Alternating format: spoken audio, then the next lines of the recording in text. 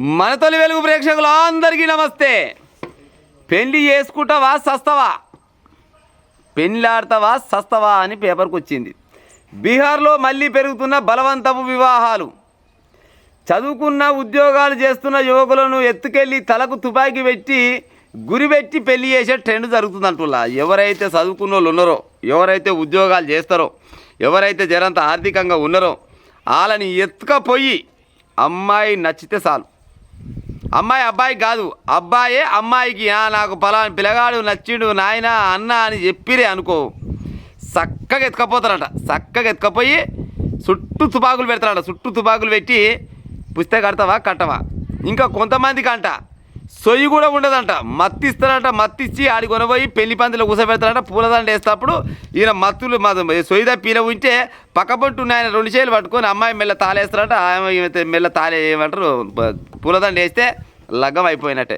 జర్రంత సొయ్యి ఉన్న పొరగాడే కనుక ఉండనుకో, ఏ తుపాకి తూటాలకు వెళ్ళి ఏ గొట్టంలోకి వెళ్ళి గుండు బయటకు వస్తాయి అనుకొని బిత్తిరి చూసుకుంటా ఈ నుంచి పెళ్ళి అయ్యి బయటికి వెళ్తే నేను బతికినట్టేరా నాయన అని అనుకుంటారంట. అది సుమారు 700 సంవత్సరాలుగా నడుస్తుందంట ఈ ఆచారం. చల్లకుండా ఏం ఆచారమో ఎక్కడ ఆచారమో ఇలా ఆచారం.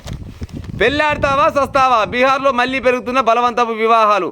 చదువుకున్న ఉద్యోగాలు చేసుకున్న యువకులను ఎత్తుకెళ్ళి తలకు తుపాకీ పెట్టి గురిపెట్టి పెళ్లి చేసే ట్రెండు. పెళ్ళి అంటే పందిళ్ళు, సందళ్ళు, తప్పెట్లు, తాళాలు, తలంబ్రాలు, కోటి ఆశలతో, కొత్త కలగలతో కొత్త జీవితంలోకి అడుగు పెడతామన్న ఆనందంలో వధువరులు. ఇది సాధారణంగా అన్ని చోట్ల జరిగే తంతు. అన్నిటికాడకి ఇష్టం ఉంటుంది. తాళాలు, తప్పట్లు, పందిర్లు, బిందిలు, చుట్టాలు, పక్కాల అన్ని దిక్కులు ఉంటారు. కానీ బీహార్లో గట్ట ఉండదంట. కానీ బీహార్లో ఇందుకు భిన్నంగా పందిళ్ళు, సందళ్ళు, తప్పెట్లు, తాళాలు అన్నీ ఉంటాయి. కానీ కొన్ని సందర్భాల్లో వరుడు ముఖంలో మాత్రం ఆనందం ఉండదట. అన్నీ ఉంటాయి కానీ పొరగాడు మాత్రం ఎప్పుడు నెలకేసి చూస్తారంట. ఈ పెళ్ళి అవుతుందా, నన్ను చంపుతారా బతికిస్తారా అన్నట్టుంటారంట.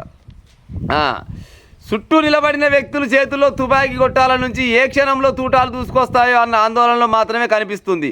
మరికొన్ని సందర్భాలలో ఆ ఆందోళన కూడా ఉండదు. అసలు వరుడు స్పృహలోనే ఉండడు, పీటలపై మత్తులో తూగుతుంటాడు. బీహార్కు మాత్రమే పరిమితమైన పకడ్వా వివాహం. పకడ్వా వివాహం అంటే పట్టుకొని పెళ్లి చేయడం అన్నట్టు, బలవంతపు పెళ్లి అన్నట్టు. పకడ్వా వివాహం తీరి ఇది. పకడ్వా వివాహం అంటే పట్టుకొని పోయి పెళ్లి చేసేది అన్నట్టు. అచ్చం తెలుగులో చెప్పాలంటే బలవంతపు పెళ్లి అనొచ్చు.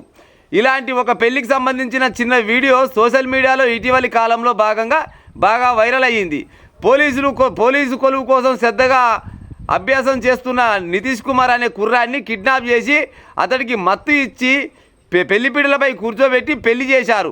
బీహార్లోని సమస్తీపూర్లో ఫిబ్రవరి 27న జరిగింది ఈ ఘటన. వివాహం తంతులో భాగంగా పరమాల వేయాల్సిన వరుడు నితీష్ కనీసం తన చేతికి కూడా ఎత్తలేనంత మత్తులో ఉన్నట. అమ్మాయి మెడల పూలదండ వేస్తారు కదా, పూలదండ వేయాలంటే కనీసం పూలదండ వేసే అంత సొయ్యి కూడా లేదంట ఆయనకు. అంత మత్తిచ్చి పక్కపొంటి ఉన్నోడు మెడల పూలదండ వేసిండట. మెడల పూలదండ వేసి ఇక లగ్గం అయిపోయింది పా అని చెప్పారంట. ఇంకో గసపోయింటి ఉంది అక్కడ. పక్కనున్న వ్యక్తి అతడి చేతుల్ని ఎత్తి వధువు మెడలో దండ వేయించాడు. పెళ్ళి అయిపోయి మత్తు దిగాక అసలేం జరిగిందని నితీష్ వివరంగా ఓ వీడియో చూశాడంట. వీడియోలు చేసిరంట.